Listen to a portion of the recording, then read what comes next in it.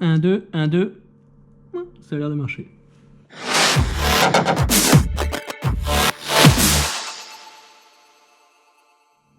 Mais qu'est-ce qui s'est passé? Un grand merci à tout le monde, je suis dans une autre dimension. Salut les poulets, je sais pas quoi dire, j'ai pas de mots. La semaine dernière, j'ai publié ma dernière vidéo sur comment la vie m'a amené en Turquie et pourquoi je vivais en Turquie. J'avais 150 abonnés et déjà j'étais super content. Et là je regarde et j'ai 2268 abonnés. Je sais pas si vous voyez là à l'écran, mais voilà, ça a explosé. J'ai fait quasiment x20 en 6 jours. Énormément de gens ont partagé ma dernière vidéo sur des groupes turcs, voilà, des communautés françaises en Turquie ou des communautés turques en France. Donc franchement ça me fait vraiment plaisir. Honnêtement, 99% des commentaires que j'ai, c'est positif. Je me suis réveillé, c'était comme si je venais de regagner une deuxième fois la Coupe du Monde de football en un an. La France est championne du monde de football! Bravo messieurs! Donc franchement, un grand merci, un énorme merci. Tous vos commentaires, ça me fait vraiment plaisir. Au début, je dois vous avouer, la semaine dernière, je passais 10 minutes chaque matin à lire vos commentaires, à y répondre. Là, avec le nombre important de commentaires, je suis désolé, je ne peux pas répondre à tout le monde. Là, j'ai eu 347 commentaires sur la dernière vidéo. Sachez que je les lis tous. Encore un grand merci, ça me fait vraiment chaud au cœur tout votre soutien. Vous me dites voilà, merci pour tes vidéos, ça fait plaisir de voir quelqu'un qui véhicule une bonne image de la Turquie. J'adore la Turquie, j'adore les Turcs, j'adore tout ici et c'est pour ça que j'y vis. Je trouve plus de points positifs en Turquie qu'en France, pour être vraiment honnête. Encore merci beaucoup, j'ai l'impression que je me répète, je le dis beaucoup, mais c'est un truc inimaginable. Je pensais pas du tout de passer de 150 abonnés à plus de 2000 en 5 à 6 jours. Donc honnêtement, merci. J'en profite également pour parler des 1%, voilà, il y a 1% de commentaires qui sont négatifs. Désolé si j'ai pu dire des choses qui n'ont pas plu à tout le monde. Je suis conscient que tout le monde ne peut pas être fou de mes vidéos. Déjà je m'attendais pas du tout à ça à la base. Donc voilà, j'ai pris des petites notes. J'ai vu qu'il y avait beaucoup de débats dans les commentaires, des débats politiques, économiques, religieux. Je suis pas contre du tout, mais voilà, faites-le de manière constructive, intelligente. Au début ça commence bien. Et après il y a une joute verbale, t'as tort, non c'est moi qui ai raison, blablabla. Et à la fin, au bout de 4-5 commentaires, ça se termine en insulte. Voilà, on commence à insulter les mamans de tout le monde.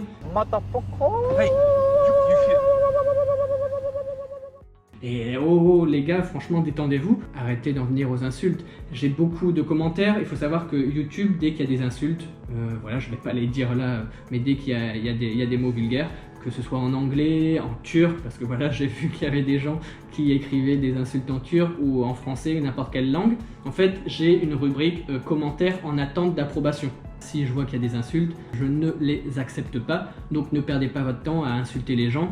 Tout le monde est le bienvenu sur ma chaîne, je suis content de partager ma vie ici. Je veux vraiment véhiculer une image positive de la Turquie, en tout cas j'espère que c'est ce que vous ressentez. Je suis ici, c'est parce que je m'y sens bien, j'aime bien la Turquie, sinon je serais pas là. Je vois pas pourquoi voilà, je peux travailler de n'importe où avec simplement mon ordinateur et une connexion internet. Si le pays ne me plaisait pas, je vois pas pourquoi je resterais ici, je partirais. Et après pour les gens voilà, qui ne m'aiment pas, qui n'aiment pas ce que je fais, qui n'aiment pas ma tête, j'ai eu des commentaires qui disaient ah j'aime pas ta tête, pour rester poli, il n'y a pas de souci, je ne force personne à regarder mes vidéos. Il y a plein de vidéos sur internet. Tout le monde ne peut pas m'aimer, voilà, je n'aime pas tout le monde non plus. Il y a des gens avec qui j'ai beaucoup d'affinités, avec des gens que j'en ai moins, mais voilà, c'est normal, c'est la vie. Si vous aimez pas, il n'y a pas de problème, mais évitez voilà, les insultes gratuites, parce que voilà, ça n'a pas d'intérêt. Sur ce, je vais quand même passer au sujet principal de la vidéo. Donc j'ai vu énormément de commentaires, et comme vous avez aimé ma dernière vidéo dans laquelle je répondais à un commentaire, si vous n'avez pas vu la vidéo, je vous invite à regarder, le lien est dans la description. Donc pour ceux qui ne savent pas ce que c'est la description, en fait vous avez la vidéo et ensuite vous avez une description. Donc vous pouvez l'agrandir et en fait c'est un texte dans lequel je mets les liens de mes anciennes vidéos, les liens de mon matériel. Là j'utilise une GoPro par exemple, donc voilà, il y a des personnes qui me demandaient avec quoi je filmais. Donc tout est indiqué dans la description, mon Facebook, mon Instagram, etc., mes réseaux sociaux. N'hésitez pas, tout est en dessous de la vidéo. C'est vraiment l'espace description comme on appelle. Je sais qu'il y a certaines personnes qui n'avaient pas retrouvé mes liens, donc voilà, c'est vraiment juste en dessous, entre la vidéo et les commentaires. J'ai sélectionné une quinzaine, je pense, de commentaires, des gens qui me posaient des questions. Donc je vais y répondre assez brièvement parce que la fois dernière, voilà, la vidéo a pris plus d'une dizaine de minutes pour expliquer pourquoi j'étais en Turquie, comment j'y suis arrivé. Là, je vais essayer de faire au plus court. La première question de OOK. Donc OK, t'as quel âge? J'ai eu 30 ans au mois de septembre de cette année, donc en 2018. Et c'est à la suite de ce 30e anniversaire que j'ai décidé de lancer cette chaîne YouTube et d'atteindre l'objectif des 100 000 abonnés. Juste comme ça, c'est un petit défi, un petit challenge que je me suis lancé, j'ai 30 ans. Ensuite, une question de Zippo qui m'a demandé « Tu vis en Turquie ?» Oui, je vis en Turquie depuis voilà, juin 2017. Donc ça fait voilà, quasiment 1 an et demi, 2 ans, parce que j'ai déjà vécu quelques mois en Turquie en 2012. Et je suis à Istanbul, exactement. Là, mon appartement est à Istanbul, dans le quartier de Kadıköy, pour ceux qui connaissent. Tu parles un peu turc ou alors tu parles anglais là-bas? Une question de M. Rico. J'ai les bases de turc, c'est vraiment ça, je le regrette. Honnêtement, j'aimerais parler beaucoup plus turc, surtout au niveau de l'administration, etc. Quand je dois gérer des papiers, parce que voilà, j'ai un permis de résidence, j'y reviendrai après parce qu'il y a une question à ce sujet un peu plus tard dans la vidéo. Et donc je parle voilà, le minimum, on va dire. Je peux aller faire mes courses, je peux discuter, me présenter. Benny, Madame, Jeremy, Nasselson, voilà, je sais dire voilà, quelques mots, je sais me débrouiller. La plupart de mes amis ici parlent anglais, parlent très bien anglais, donc c'est vrai aussi que ça m'incite pas à parler turc. Des fois, voilà, pour rigoler, on parle turc. Entre eux, bien sûr, des fois, ils sont amenés à parler turc, donc moi j'écoute, j'arrive un peu à participer, mais ça reste assez limité. Et c'est quelque chose que, voilà, que j'aimerais améliorer. Parce que voilà, ça fait quand même depuis 1 an et demi que je suis ici, 2 ans au total si on compte tout, et j'ai encore l'intention de rester un petit moment. Donc voilà, je pense que c'est la prochaine chose que je vais faire, c'est voilà, de m'y remettre, de faire voilà, quelques dizaines de minutes de turc par jour pour l'améliorer. Voilà pour la question d'Emrico. Ensuite, mais pourquoi tu es en Turquie? Donc c'est la question de J'en ai marre de la dernière fois. Donc je vous invite à regarder la vidéo qui est en bas de la vidéo dans la description. Une question de horreur et comédie. Je voulais te demander pourquoi tu aimes la Turquie et est-ce que tu parles couramment le turc, et à savoir dans quelle ville tu es en Turquie. Donc je t'adore, continue comme ça, et je suis turc, si tu as besoin de savoir des trucs importants, tu peux me le dire. Donc voilà, donc merci à toi Aurora Comédie, je vois qu'il participe pas mal dans les commentaires, donc ça me fait plaisir de répondre à son commentaire. Je lui ai déjà écrit, je lui ai déjà répondu à l'écrit, et là j'en profite pour le dire dans la vidéo. Donc pourquoi tu aimes la Turquie? Ah, voilà, je pense que ça s'est ressenti peut-être dans la dernière vidéo, mais j'adore voilà, la mentalité des Turcs. Ils sont sympathiques, ils sont souriants, ils sont solidaires, voilà, ils s'entraident. On voit que voilà, c'est une vraie communauté, ils sont vraiment soudés. Je sais pas, à chaque fois que je vais dans la rue, que je suis un peu perdu, et ben les gens ils t'aident facilement. Alors que voilà, à l'opposé, j'ai vécu 1 an à Paris en France et c'était pas du tout la même chose. Il y a une espèce de peur en France, je sais pas, mais j'ai rien que demander l'heure à quelqu'un, ça m'est déjà arrivé. Excusez-moi, je pourrais savoir l'heure. Les gens, ils ont peur, ils sont effrayés, ils se demandent ah mais qu'est-ce qu'il va me demander, qu'est-ce qu'il va me faire, il va me raqueter, etc.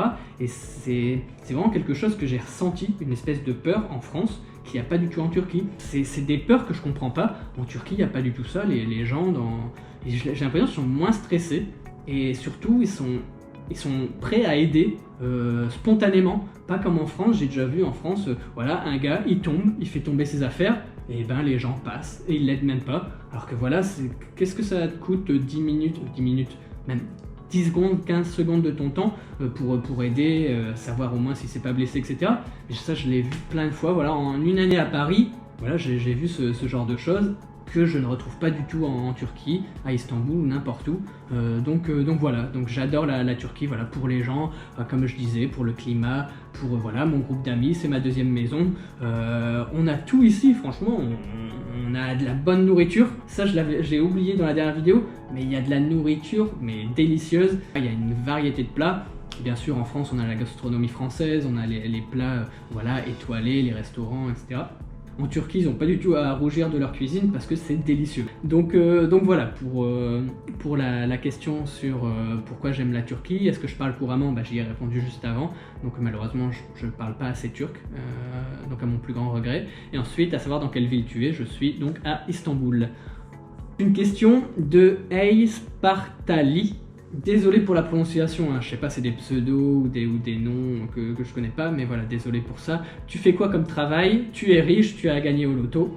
Donc pour la dernière question, tu as gagné au loto? Pas du tout. Déjà, je ne joue pas trop aux jeux de hasard. Voilà, je fais du pari sportif. C'est une partie de mes rentes parce que voilà, j'adore le sport. Donc j'ai pas gagné au loto. Tu es riche? Non, loin de là. Après voilà, il y a toujours une balance. Voilà, tout est relatif. Je pense que voilà, je vis assez bien, je gagne des euros, j'ai gagné voilà, de l'argent en France quand je travaillais, voilà, comme je vous l'ai dit, à Decathlon, j'avais pu mettre de côté, donc je travaille depuis que j'ai 16 ans, hein. J'ai travaillé dans les champs à la base, voilà, à Bonduel, dans le nord de la France. Donc mes étés, je travaillais dans les champs, j'ai ramassé les ordures, je triais les légumes, etc. Donc voilà, j'ai travaillé depuis que je suis tout petit et j'ai pu mettre de côté. J'ai une bonne gestion de mon argent, donc je dépense pas pour n'importe quoi. Je gagne ma vie en faisant du blogging. J'ai commencé avec un blog de voyage qui s'appelle Very World Trip. Voilà, je le mets plus trop à jour, mais ça me permet quand même de gagner quelques euros tous les mois encore. À la base, c'est vraiment ça qui m'a permis de générer des revenus quand j'ai commencé à me lancer sur Internet. Après, j'ai fait du coaching, j'ai commencé à aider les gens à créer des blogs pour eux-mêmes générer de l'argent et avoir des revenus complémentaires.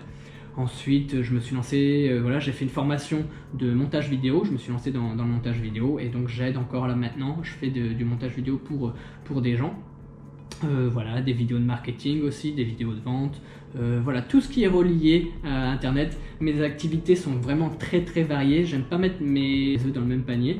Et donc voilà, j'ai plein d'activités et dès qu'il y a des opportunités qui se présentent, et ben voilà, j'hésite pas à creuser un petit peu et si ça peut me permettre de générer des revenus en plus, je m'y attarde plus en détail. Mais en tout cas, voilà, tout est lié un peu à Internet, le blogging, le web marketing, le montage vidéo. Donc une question de GFB51100. Donc superbe contenu Jérémy, c'est un plaisir de regarder tes vidéos, merci à toi. J'avais une question, que fais-tu comme activité, comment gagnes-tu ta vie? Et ben voilà, je viens d'y répondre. Mes activités, c'est des activités en ligne sur Internet qui me permettent voilà, de voyager et c'est vraiment ce que j'ai décidé. J'ai démissionné de mon poste à Decathlon qui ne me permettait pas de voyager, qui me bloquait en fait voilà, géographiquement à un endroit et c'est ça qui me déplaisait. Donc c'est pour ça que j'ai démissionné et que j'ai lancé mes activités en ligne. Au début c'était vraiment pas facile, hein. Pendant un an je gagnais quasiment rien, mais voilà, à force de persévérance, j'ai travaillé beaucoup pour pas grand chose au début, voilà, je me souviens, c'est au bout de 3-4 mois, j'avais gagné 50 euros.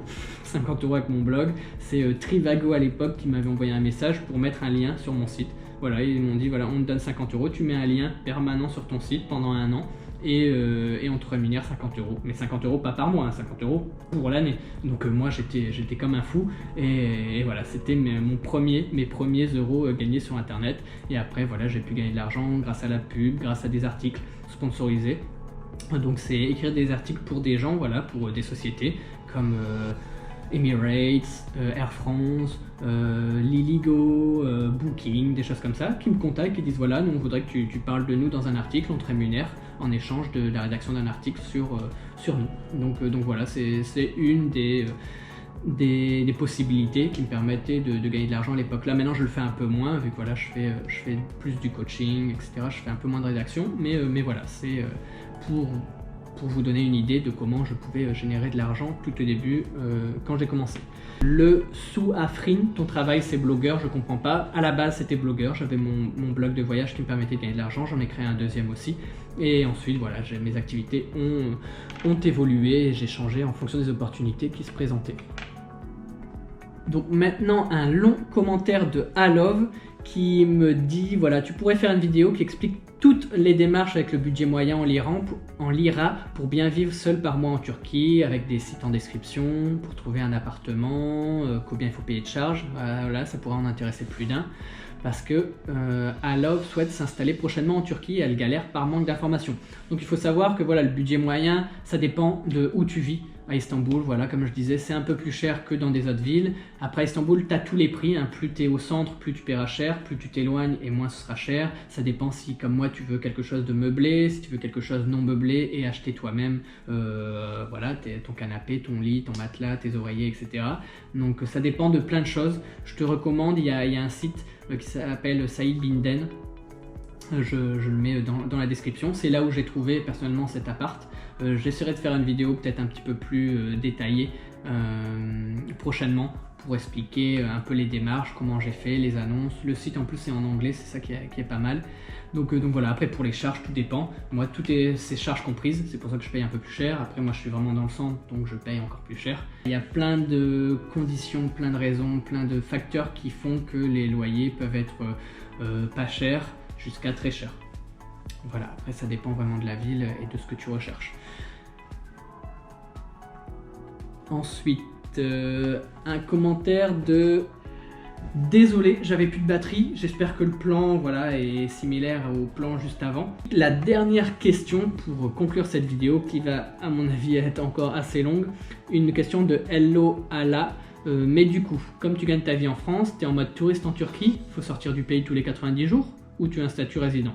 Si on est français, on peut rester en Turquie 90 jours sur une période de 180 jours. Vous devez rester 3 mois sur 6 mois, sur une période de 6 mois. Vous pouvez le renouveler une fois sans sortir du pays, donc c'est possible, il faut aller voilà, dans les administrations de la ville où vous êtes. Donc c'est possible, mais après 6 mois, dans tous les cas, vous devez avoir un permis de résidence, ce qu'on appelle un ikamet.